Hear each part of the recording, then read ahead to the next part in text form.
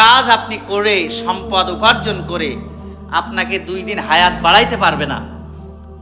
যে সম্পদ উপার্জন করে 5 মিনিটের জন্য আপনি দুনিয়াতে বেশি থাকতে পারবেন না, যে সম্পদ উপার্জন করে আপনার অসুস্থ শরীরকে আপনি সুস্থ করতে পারবেন না যদি আল্লাহ না করায়, তাহলে সেই সম্পদের পিছনে পড়ে থেকে নামাজ কেন বাদ দিলেন?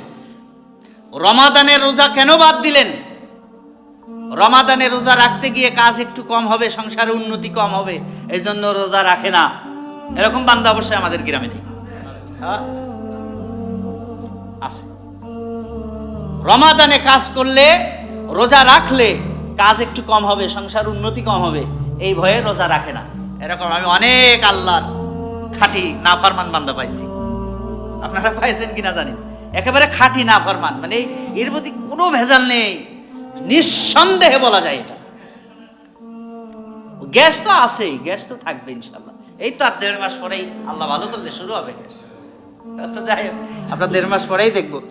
তাহলে আল্লাহ যে বললেন কবর পর্যন্ত যাওয়া পর্যন্ত, কবরের নিকটবর্তী হওয়া পর্যন্ত সম্পদের প্রতিযোগিতা তোমাদেরকে গাফেল করবে। আবু জেহেল সম্পদ করেছিল। আবু জেহেলের টার্গেট কি ছিল জানেন? আবু জেহেলের টার্গেট ছিল তিনি সেই সম্পদটাকে এত দীর্ঘস্থায়ী করবে এবং নিজেও দীর্ঘস্থায়ী হবে, যার কারণে তিনি ভাবছিলেন মুহাম্মদ সাল্লাল্লাহু আলাইহি সাল্লাম তার মাঝখানে, পথের মাঝখানে কাটা হয়ে গেছে। এই জন্য তিনি কিন্তু বিরোধিতা করেছেন।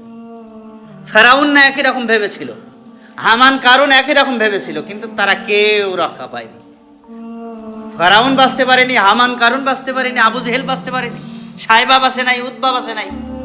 গতকালকে একটা শর্ট ক্লিপ দেখলাম, শর্ট ভিডিও, সেখানে দেখলাম ওই আবু জেহেলের বাড়ি, আবু জেহেলের যে কবর, এই কবরের যে নির্দিষ্ট একটা অংশ, সেখানে সব জুতা দিয়ে মারতেছে। মানে আবু জেহেলরা তার পায়নি, এজন্য আবেগের বসে জুতা দিয়ে মারতেছে। লাভটা কি হয়েছে বলেন? তাহলে জি, অন্তত পক্ষে আমরা একটা